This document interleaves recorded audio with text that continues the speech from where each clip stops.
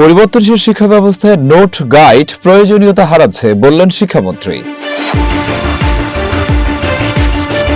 পরিবর্তনশীল শিক্ষা ব্যবস্থায় নোট ও গাইড বই ধীরে ধীরে তাদের প্রয়োজনীয়তা হারাচ্ছে বলে মন্তব্য করেছেন শিক্ষামন্ত্রী এহসানুল হক মিলন। আজ এক অনুষ্ঠানে তিনি বলেন, নতুন শিক্ষাক্রমে শিক্ষার্থীদের মুখস্থ নির্ভরতা কমিয়ে বিশ্লেষণধর্মী ও সৃজনশীল শিক্ষার উপর গুরুত্ব দেওয়া হচ্ছে। ফলে প্রচলিত নোট ও গাইড বইয়ের উপর নির্ভরশীলতা কমে আসছে। শিক্ষামন্ত্রী আরও বলেন, বর্তমান পাঠ্যক্রম শিক্ষার্থীদের বাস্তবমুখী জ্ঞান অর্জনে সহায়তা করবে এবং তাদের দক্ষতা উন্নয়নে ভূমিকা রাখবে।